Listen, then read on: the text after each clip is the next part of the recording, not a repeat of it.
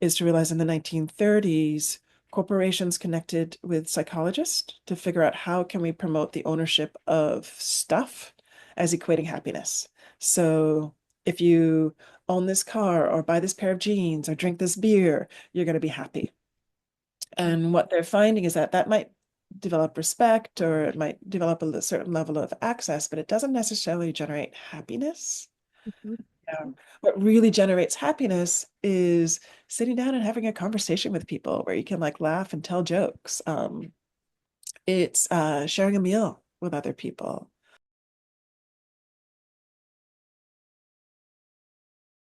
So, Staten Islander News is here today with Edissa Weeks, choreographer and director of Delirious Dances, which is presenting the world premiere of Wastelandia on Friday, September 19th. Edissa Weeks is a Brooklyn, New York-based choreographer, educator, and director of Delirious Dances. Weeks creates intimate environments that merge theater with dance. Described by the New York Times as having a gift for simple but striking visual effects, her work has been performed in a variety of venues, including Aaron Davis Hall, Works in Process at the Guggenheim Museum, Harlem Stage, and the Kennedy Center, among many others. She has also performed in swimming pools, senior centers, sidewalks, storefront windows, and various living rooms around the world. Raised in Uganda, Papua New Guinea, and Brooklyn, New York, Weeks holds a BA from Brown University and an MFA from New York University, where she was an Alberto Villar Performing Arts Fellow. She has taught at the Alvin Ailey School, Bard College, Brigham Young University, among others, and currently teaches choreography, improvisation, and modern technique at Queens College. So today we'll be talking about the performance Wastelandia, presented by Delirious Dances, the Newhouse Center for Contemporary Art at Snug Harbor, and creative producer Lylan Robbins. Wastelandia is a performance ritual constructed from recycled plastic that invites the audience to engage in a multi-layered visual and immersive experience. Through theater, dance, discussions, craft making, and visual art, the audience is taken on an interactive journey that examines our dependency on fossil fuels and asks how we can be better stewards of the earth. Wastelandia is a mashup between a DIY haunted house, Willy Wonka's chocolate factory, and a dance performance. So good morning, Edissa. It's good to have you with us. It's wonderful to be here, and thank you for that very long introduction. So, if you could please just tell us a little bit about or a lot about yourself and how you were introduced to dance and performing arts. My mother was a visual artist, actually a textile designer, and was always very supportive of her children exploring whatever their interests were. She was like, okay, where do you want to go? Try it out, explore. And so I'm deeply grateful for being given the permission to play as a child. Mhm. Um, my formative years, my mother's from Uganda in East Africa. Okay. Even though I was born here in the States in Boston, we moved there when I was 3. So really, my first memories are in Uganda. And we didn't have access to a TV or so it was a lot about playing outside and playing in the mud and finding a stick, and that stick becomes a magic wand. It becomes a spoon to make stuff in the kitchen, in your imaginary kitchen with mud and whatever, things you could find. So it really allowed for a very vibrant and creative access to imagination. Um, when we moved to the States, I was 9 years old, and mom wanted me to like take ballet classes because there was a sense that ballet was the way to create a proper posture for a young woman. And I remember taking the ballet classes, and I was the only Black person in the class. I actually started late, and because of when we arrived in the States, and so everyone else had already formed their cliques and their friendship, and I felt like the odd person out. Like I really liked it, but I just felt like an outsider at that time. And I think the tipping point was my brother told me that ballet was for sissies, and I did not want to be a sissy. So I told my mom, I'm not taking any ballet classes. Um, and I'm just glad that she just allowed me to keep exploring. And she often like what's amazing about growing up in New York City is that there's so much access to free performances, especially during the summer. Or you can get cheap tickets for things. And so mom was a master of finding cheap tickets, whether it was like $10 tickets to see the New York City Opera, or we're finding family circle tickets to go see Alvin Ailey. Um, oh my God, there's a Katakali company that's coming to New York and they're doing a free presentation. So I was just exposed to so much art and dance in the city. And in high school, being a single mom and wanting to find her something for her kids to do, she heard about Marie Brooks Children's Dance Company, which was based in Brooklyn and Bed-Stuy at the time. And Marie Brooks was a really amazing force because the youngest person in the company was like 9 years old, and the oldest was around 21. And we were learning dances from all over West Africa, from Tanzania. Lewis Johnson, who was an amazing African American choreographer and dancer, came in and set a work on us. So it was really being introduced to, again, a breadth of what dance can be. And we also toured to like all around Connecticut and New Jersey and New York City. And then also one year when I was with them, we toured to Europe. Oh, And that was nice. pretty amazing. That we went to Brussels, Italy, and then Sweden. And it was just really sort of cemented my, passion for dance and what is possible as a dance artist, and how do you connect to history and culture through movement. Hmm. Hmm. Nice. Okay. And can you tell us about your experiences with the dance companies and residencies you've worked with and how these helped you bring your own dance company to life? Mm. Um, so one of the things that happened when I was at college, I was studying Mandarin Chinese. And I actually did an independent major in non-Western performance studies, where I just really, I would say I learned a lot about little, but I got to kind of delve into my many interests in anthropology, in comparative literature, in movement, in theater, and sort of like figure out how to mash them all together. Um, and when I was graduating, I just happened to audition for the Alvin Ailey School and got accepted. But it was one of those sort of pivotal moments where I was trying to decide, do I go to China and spend more time like learning and mastering Mandarin Chinese, or do I follow like this dance passion? And when I talked to my Chinese professor at the time, Jimmy Ren, he was like, China will always be there, but your ability to dance won't. And so Mm. that was pivotal. And so I ended up going to the Alvin Ailey School. And while I was there, um, Nembrito, who's from Brazil and worked with Dance Brazil, was like, hey, we're looking for dancers to be with Dance Brazil. Why don't you audition? And so I auditioned and got accepted. And that was my first sort of professional paid touring experience. And it was amazing. Because I didn't speak Portuguese, but I was learning about candomblé and capoeira. And it was my first bus and truck tour where you perform that night. Next morning, you're in the truck or van going to the next place, perform that night. Next morning, you're trucking to the next place. So it was one of those where you make it or break it. And sometimes, there would be a lot of tension just because it's an intense schedule. But then someone would pull out a tambourine or a drum and we would start singing, and then the tension would dissipate, for and so it was a really beautiful introduction into dance. And then from there, I had the opportunity to work on a few projects with Bill T. Jones. I also worked with Anna B. Parsons' Big Dance Theater, and then James Comfort. And all three of those artists integrate movement and text. So that became a big part of how I work and what I do.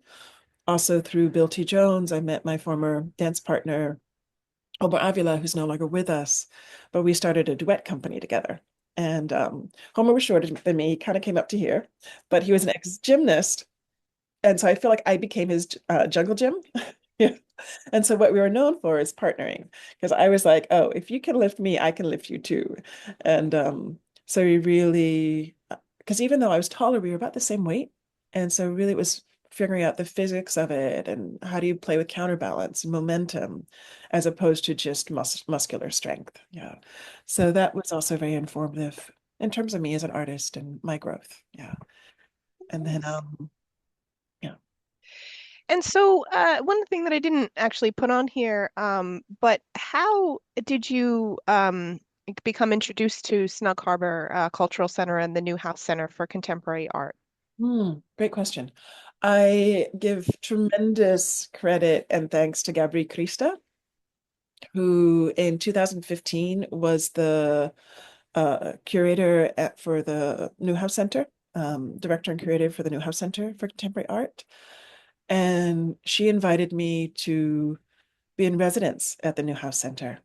Oh, nice. Okay. And so I actually was just coming out of a residency at Materials for the Arts on Long Island City, where I'd started working on Wastelandia or the Three Rights Project, which Wastelandia is a part. And at the Newhouse Center, I was able to put together in different spaces, because of the different gallery spaces, like an initial kind of gem of this work. Because it's based on the United States Declaration of Independence and why life, liberty, and happiness are included in the Declaration of Independence, and especially how do you guarantee life? Who are you guaranteeing it for? You know, who had access to life in the 1700s when the Declaration of Independence was written, and then how are we upholding it now? And so each right is its own kind of world. Um, the Wastelandia right or the life right is about 3 hours long. The happiness right was really about tapping into joy because initially it was supposed to be life, liberty, and property got turned into happiness. So, and the pursuit of happiness tends to stress people out. Yeah. So it was really kind of like doing a lot of research into, what is happiness and how do we tap into it? Um, and then liberty really looks at the foundations of liberty in America.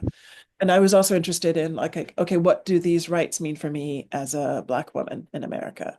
Um, Especially because we tend to say, toss them out and go life, liberty, and happiness. And but yeah, but actually, how do we uphold them, not just for one person, but for everybody living in America and then around the world?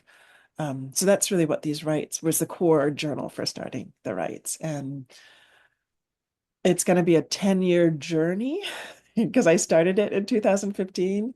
It kind of got waylaid by the pandemic, and just really Mhm. grateful to complete this full circle by coming back to Snug Harbor and the Newhouse Center for Contemporary Art and premiering the Wastelandia, right? Oh, nice. And that's really interesting what you were saying about the pursuit of happiness as opposed to life, liberty, and property, which is like a totally different perception than life, liberty, and the pursuit of happiness because, well, property doesn't necessarily make people happy, whereas, the pursuit of happiness is so totally different for everybody that it's kind of like, how do you make sure that it's going to be different for everyone, that everyone can have that same ex that experience that for them brings happiness. It's layered because Thomas Jefferson, who was one of the main writers of the Declaration of Independence, Mhm. um, as a plantation owner, he owned and enslaved a lot of people of African descent. And so they were considered property. Mhm. So if you're going to guarantee the pursuit of property as an unalienable right, are you guaranteeing enslavement? So that's one of the questions. Right. Also, when they wrote that, if a person was to vote in America, you had to own property, and they actually like own a house or own land, and they actually weren't really interested in everyone voting, because they wanted to be able to control the laws and that were being made. And so there were several reasons. I mean, those were the two main reasons why property got turned into happiness. And also Jefferson was a big existentialist and follower of Locke. And so happiness was you know, how can we find happiness in the world? Because, it's interesting. Our body is so hardwired that when you're happy, and especially when you laugh, it increases your white blood cell count. Yeah. It lowers your blood pressure. So happiness is integral to health. Hmm. Hmm. And so Absolutely. yeah. And so in some ways I understand why they said happiness, but then all the challenges that come with pursuing it.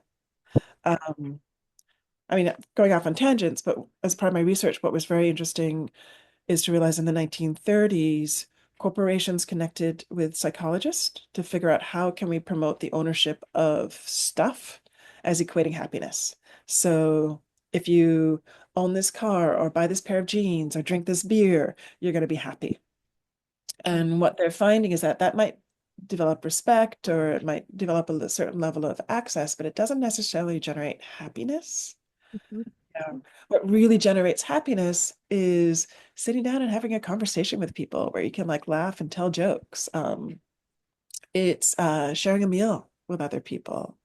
Mhm. Um, it's volunteering is a big one Mhm. where you feel that you've made a difference in another person's life. And so it's really these very simple things that are just human and about engagement that generate happiness. So that's really interesting. A couple of the things that you said about happiness and white blood cells and all of that stuff. I don't know if you're familiar with, I don't remember his name, but everybody knows the red nose, Yeah. with the guy with the red nose who would go into the cancer, the kids' cancer units and improve their prognosis by bringing them joy and happiness. And it was just that one thing that really made such a big difference. And I haven't seen the movie about it. I know there is one, but I haven't seen it. But I do know that they still do that today, because when you have, people who have illnesses and you focus on the negative, it tends to have a negative outcome. And that's like kind of like also Martin Seligman, who was the founder of positive psychology, basically discovered that if you have an optimistic outlook, your life turns out better. If you have a pessimistic outlook, your life turns out worse. And it's like kind of like independent of everything else. So that's like kind of interesting. And also, what you were saying about voting is really, really interesting, because we went to our audience was introduced to the Smithsonian Museum's exhibit of Voices and Votes in America, where I did not know that when they were first having the voting rights, that you had to have property. And it was a certain amount of property too. It had to be a certain kind of property, a certain amount of property, and that you could vote. And it was like, so nobody else could vote except for the people with property, which is like kind of strange.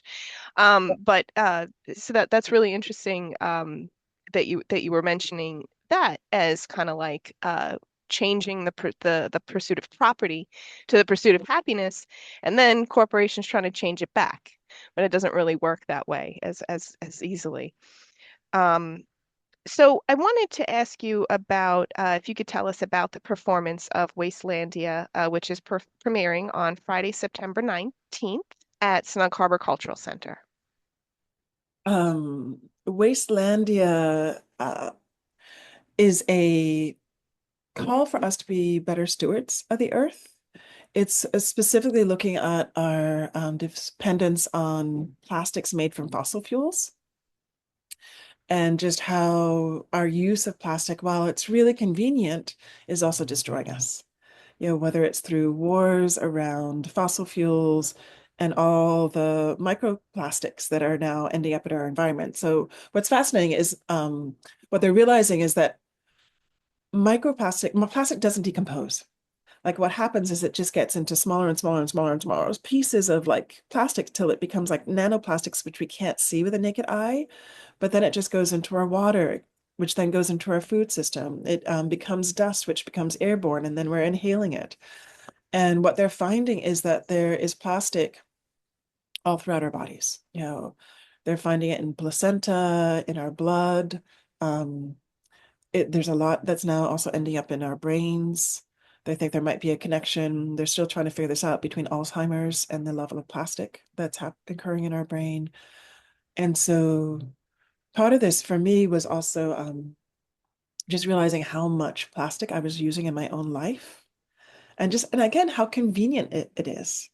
Um, and then trying to go, ooh, do I really need to use this much plastic? Because single-use plastic was really only introduced in the 1950s. We spent the majority of our life on planet Earth not using plastic. So we do have alternatives. Because I don't think we're going to get rid of plastic. Like I wear contacts, you know, um, I was recently with my mother in the hospital, and there's so much plastic in the hospital, which I get for sanitary purposes. So plastic is not going to go away, but we can be using alternatives. And there's some, I mean, I was shocked, like you can make plastic out of cow's poop. Yeah. Yeah. You can make plastic out of bamboo, out of beets, out of seaweed. Mycelium roots is a big source of plastic alternatives.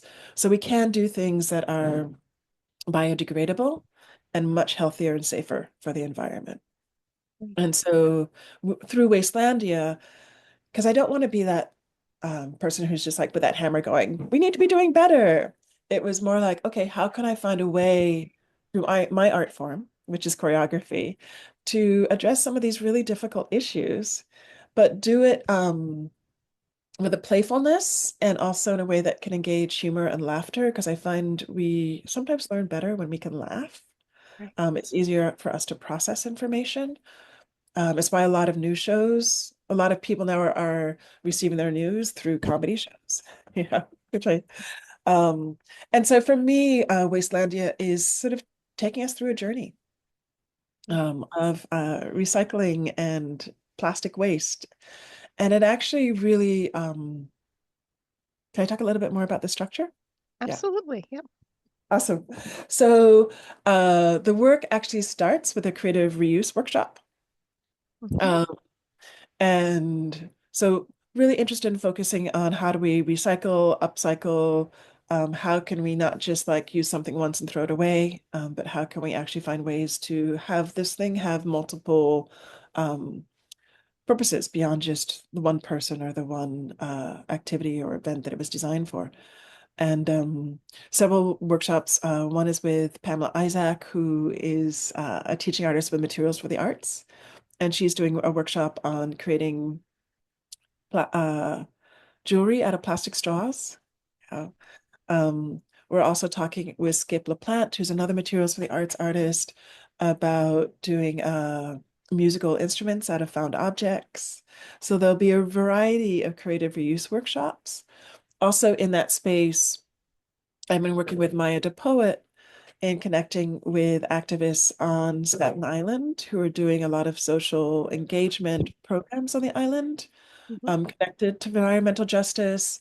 And I'm really grateful for this amazing cohort of women who we are highlighting in these murals. The murals are like 5 by 6, so they're really large. And it shows an image of the woman as well as a quote. And we are inviting the audience to then color in the murals with chalk. Mhm. Um, this community, it's Kelly Villar, Heather Butts, Dorcas Myers, Lori. Ooh, there's so many people. Debbie Ann Page, Jasmine Robinson, Lori Love Medina, and Batula Gay. And so really excited to be working with these women. And so as part of the performance in this piece, we also give them a Green Award. Okay. Um, and just in recognition of the work that they're doing on Staten Island, just to create positive change and a better living environment for not just themselves, but for everybody. Yeah. And Absolutely. Yeah. so that creative reuse workshop is about an hour long. Also, as part of the workshop, we interview the audience because we're looking for 2 audience contestants to volunteer to be part of a game show that happens later on in the work. And the game show is a way of providing information about plastic alternatives and plastic consumption and also plastic recycling. Because one of the things that was amazing to realize is that only about 10% of plastic around the world is recycled. The majority of it is either ending up in landfills, and there's a huge one that was on Staten Island. So now there's landfills, we're shipping it to Kenya and to Indonesia and Ecuador. And We were also shipping, North Carolina and some stateside stuff too. yeah, yeah, Sorry, go ahead. yeah. And the challenge is a lot of these places, there's issues with it leaching then into the water system. There's also issues with it, places not being able to actually properly contain it. And so then they're just burning it. But then you're releasing all these chemicals back into the atmosphere that then impact the ozone layer, which then starts warming up the planet. So Yep. it's like so many questions. Like, are emphasis on convenience is destroying us. And we need to be asking some hard questions. It's sort of like you don't necessarily want to take the bitter medicine, but that bitter medicine is gonna help us get better. You know? So if anything, it's a performance that's trying to be a bittersweet medicine in advocating for how can we be better stewards of the earth. Yeah. Right, right. And actually, when I noticed that you guys had Heather Butts in the list of the women that you guys are honoring, and our readers just learned about Heather Butts and some of the activism that she does for the low-income communities on Staten Island. So she was able to get a food truck for a week in by Clove Lakes for kids. Anybody under 18 could go and get a free meal during the day. And they've been doing this throughout the city for like 3 years, I believe it is. But Staten Island was always, again, the forgotten borough. So she worked with Assemblymember Perizzolo to get that food truck finally here this year. Awesome. Um, Yeah. and I also wanted to, to mention about bioplastics, what you were saying before, is there are alternatives like Dasani, for example. Dasani makes their water bottles out of plant cellulose. I don't know if Mhm. it's the whole amount or if it's a smaller amount. And we were actually just watching, I was actually just watching a video the other day about there's this new company who has like a technique with using computers to divide, oh, sorry, Sorry. No, no. Sorry. Yep. Mhm. to divide the different kinds of plastic because what they found is that there are companies out there, they're like, I want all pink plastic. But if you're not going to be able to divide out only the pink plastic, then they're not going to buy it. So this place divides out by color, they divide by shape, they divide by size, and they're able to find people or companies to buy most of the stuff that they have for recycling. And very little of it actually goes into the landfill because for whatever reason, plastic, they never really thought of recycling it before they started making it. And it's not as recyclable as other things, unfortunately. Like for example, glass. You can use glass forever. You can recycle it, recycle it, use it, and forever. Whereas with plastic, you can maybe do that once or twice. And that's it. You can't recycle it any 3 times. Yep, you can't recycle it any further than that. Yeah, it depends on the plastic because like black plastic is absolutely not recyclable. Mhm. Um, and certain like it depends on the color and what has been added to the plastic in order to give it Right. firmness. Um, and so that's where some of the issues are as well is the other chemicals that go into the plastic. And because that's the feeling where some of the toxicity comes from. Right. Because oil actually is a natural byproduct. Mhm. It was fascinating to realize that oil essentially is decomposing plant and dinosaur bones that have basically been compressed by the weight of the earth and then sort of melted by the heat of the earth core to create oil. So it is a natural product, but it's all the additives that are added to it that create the problem. Right, right. And it should be that it should be like recyclable, it should be compostable, but because of what they've done to it and it's not oil anymore. And actually, that was something else I wanted to mention. Paul Stamets in California, he has fungi Mm. perfecti, and Mm. he was able to find that oyster mushrooms can break down almost anything. They can break down toxic spills, they can break down toxic waste, and he thinks they might be able to break down plastic. So I'm definitely interested to see if he works some more on that because he had a landfill and he had like one side was covered with a tarp and the other side was covered with mushrooms, with oyster mushrooms under the tarp.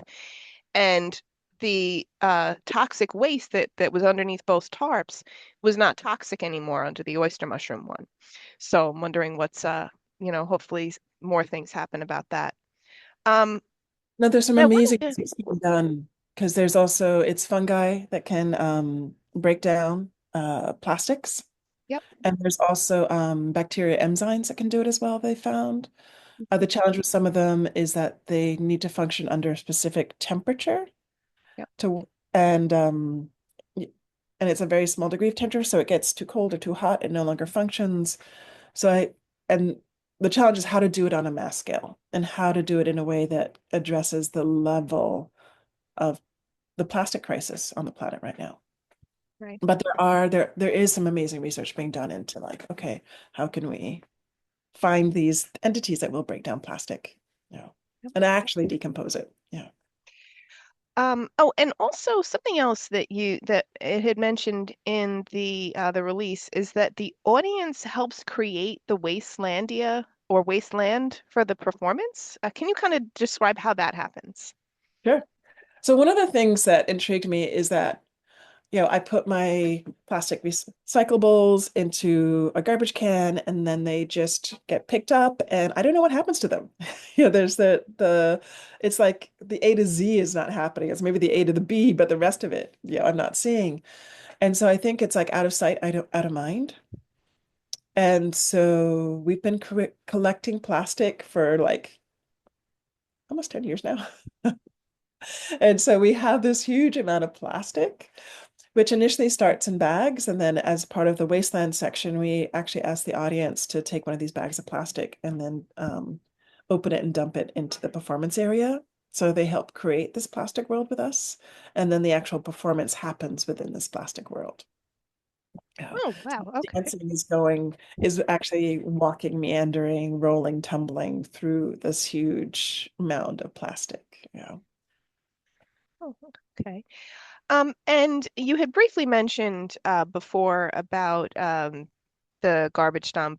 So do you feel that the location for the premiere here, as Staten Island is the former home, luckily not the current home, of the largest landfill in the world, which was then transformed into a public park, does this lend any additional poignancy or strength to the message of the performance?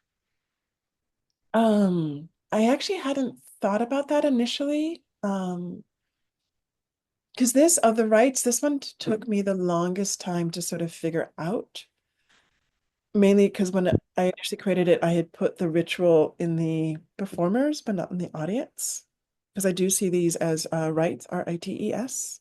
Um, and so for me, it was figuring out how to put the ritual so the audience is part of the ritual experience and helping to create the ritual experience. Um, and so in coming back to Staten Island after 10 years, it was like, oh, yes, this is where there was a very huge landfill. And so, yes, there are those resonances in the work. Um, I would love to hear from people like what their personal connections are to it. Because some of it is that, even though it's become this really amazing and beautiful park, it's like one of I think it is now the largest park system in New York City. Um, it's there's still all this stuff that's underneath all this grass and these trees and meadows and they've done a lot of research that's showing that it inevitably either starts releasing methane gas or starts leaching into the water system. And so what does that mean for the health of the communities that live around these former landfills? Um, So I'm very interested and would love to hear from people about what the resonances are for them watching this. Because in some ways it's very scary. Um, but I'm a huge advocate of facing our fears and how can we turn our fears into curiosity? Because when you start asking questions and are we're curious about something, we can start finding solutions. And whether it's, oh my God, we need to get all this fungi and all these bacteria and take them to these landfills and see if they can help with like you know, addressing all the plastic that's in these landfills. Because what's fascinating is the bacteria will also function in anaerobic situations, places where there's no oxygen getting in, that will still start decomposing the stuff. So, that maybe this could be a possibility. But again, we have to start with asking questions and facing our fears. So, yes, there's a lot of resonance for me in it, and I would love to hear from people just what connections they're making and how this work could even make more connections if possible. Because I just see this as a first stage in the journey of this particular performance ritual and of Wastelandia. Oh, cool. Well, I'm actually glad to hear that there are other companies who are working with like bacteria and stuff to try to decompose the landfills. Because there was a company years ago that was like way ahead of its time. US Microbics, they had the same kind of concept, but Mhm. they couldn't make enough money quickly enough, and they ended up going bankrupt. And I don't know what ended up happening to their technology they invented and patented with the bankruptcy hearing and all of that stuff. But that was one of the keys, is that it has to be able to be in an anaerobic environment because of the way that they squish the landfills. And that's like the whole thing is squish, squish, squish, squish, squish. And then no bacteria can get in there in a general way. Like somebody, I don't remember what scientist it was, they had dug up a part of Fresh Kills and they found a hot dog that was still a hot dog. It was literally not anything but you could tell it was a hot dog. It still was looked like a cooked hot. It was like so strange. I was like, that's actually food that should have been decomposed, but the way that they use landfills makes it so that decomposition just doesn't happen. Yeah. I mean, they've actually pulled out newspapers from like, the 1920s, and you can still read them because they haven't decomposed because there's no oxygen going through there. Yeah. Right, right. So, is there anything else you would like to add today? Um, I think we covered a lot. Just really grateful to you for having me be on this program, and also to Melissa West and the entire Newhouse Center and Snug Harbor for community for really saying yes and providing a space for us to share this work. Also to Maya the poet, who made some amazing connections. Because one of my concerns is, I'm based in Brooklyn, but as part of my practice, how can I actually support and uplift the communities that I'm going into and really listen to what's happening there, and engage. So really excited that we have two artists, Emil Troy and Idea Reed, who are based on Staten Island, who are also part of this project. So for me, it's like, yes, how do we bring, as in kind of Brooklyn based, and you could say someone who's not from Staten Island, how do I actually engage with the Staten Island community? Well, I mean, it was really great to meet with you today, Adissa, and I hope that all of our audience gets to see your show. What I should also share is that it's an intimate experience, so it's only for 30 guests. And so I would say if you want to hop on a ticket, get it right away. Yes. The We still have tickets available on the Newhouse Center. There's a QR code, or you can just go to the Newhouse Center and get information and on how to purchase a ticket. And yeah, just excited to share the work with Staten Island. Thank you so much. It was really great to meet you. I hope you have a nice rest of your day. Thank you. You too.